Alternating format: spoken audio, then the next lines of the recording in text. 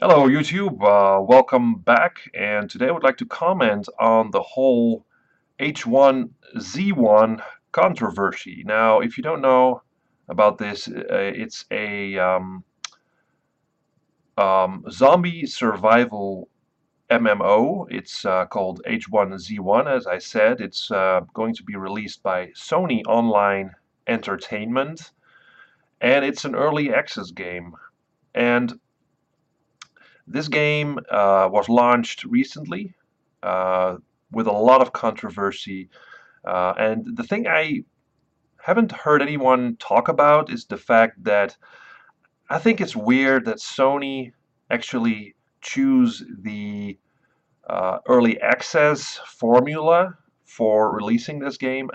It's not that Sony needs a lot of money.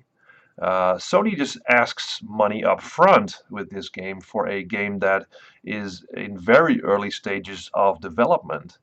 And I don't understand that. They say that they want to get people involved in developing the game, listening to players' input. But I mean, you can do that on fora. You can ask players, and you don't need the formula of the early access to basically do that. And I think it's stretching the formula of early access really over the lines here because, as I see it, early access is for sort of independent developers mostly that don't have a lot of money to back their game up, and they want people to get involved and get some buzz going, so they release their game in early access.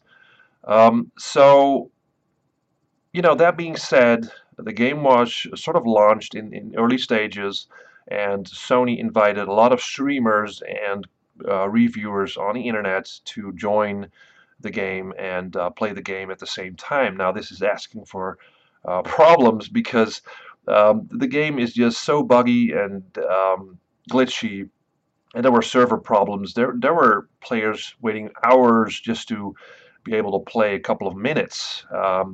So that was just a disaster, I think, for Sony.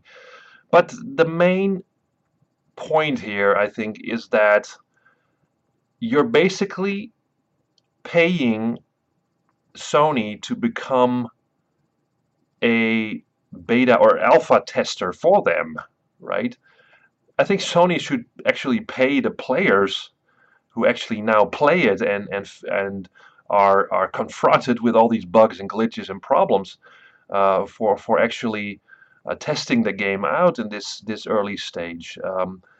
And it becomes even weirder when you look on the website of the game and it says that it's going to be a free-to-play zombie survival MMO.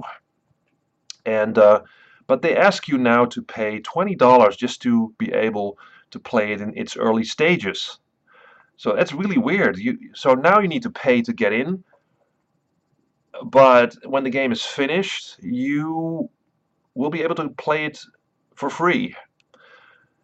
I don't I really don't understand it. And even worse, there are microtransactions in the game where you as a player, after you buy into the game, you can buy these loot crates that are dropped from the sky, and that's basically pay to win because these loot crates seem to contain all kinds of overpowered weapons like rifles and shotguns and all that.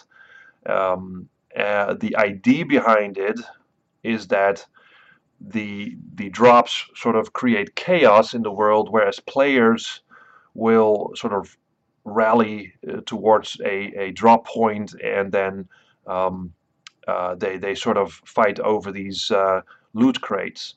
But if I start a game on my own and I order one of these crates and I pay for that, there is no certainty that I will get what I basically paid for, right? It's not sure that I get these weapons. So what you will probably will see in the near future is that a bunch of players will sort of rally together as a group and try and go hunt for players that order these drops and then shoot these players and then take the loot, basically becoming even more powerful as a group. So at this point, the game is totally unbalanced, and it is it's beyond me that still this game tops number 2 on the Steam page for the most selling games at this time. I really don't understand in this early stages of development. I would not recommend anyone getting into this game and buying it up front, because it's going to be free to play in the near future. So wait for that. The game will probably be a lot more stable then, and you don't have to pay up front. So that's it, and it's really the general advice I can give people that just don't buy into an early access game, unless you are a great fan of zombie survival games or whatever. But there's loads and loads of these games. I mean, you can buy into DayZ, there's Rust, there's Miscreated. There's so many games out there that are a lot more stable, offer a lot more content, are a lot longer in development at this point, and a lot more fun to play. Because if you actually look at the videos that are released of H1Z1, it just looks ugly. It looks like an ugly game, and it is a glitchy game, and there are so many problems at this point. So really, don't buy it at this point.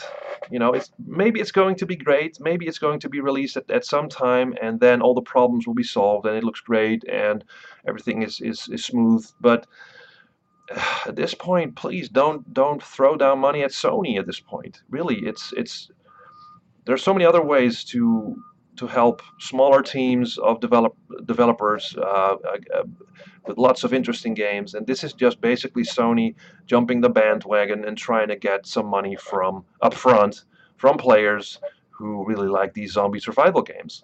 So it is sort of turning into a rant. It wasn't really my point, or it wasn't my intention to do that, but I just really want to warn people: don't do this. You'll be frustrated. You will not get the experience that I think the developers also set out that they want for players. So yeah, that's basically it. So let me know what you think about this thing, and leave comments, subscribe, and I always appreciate that. Thank you.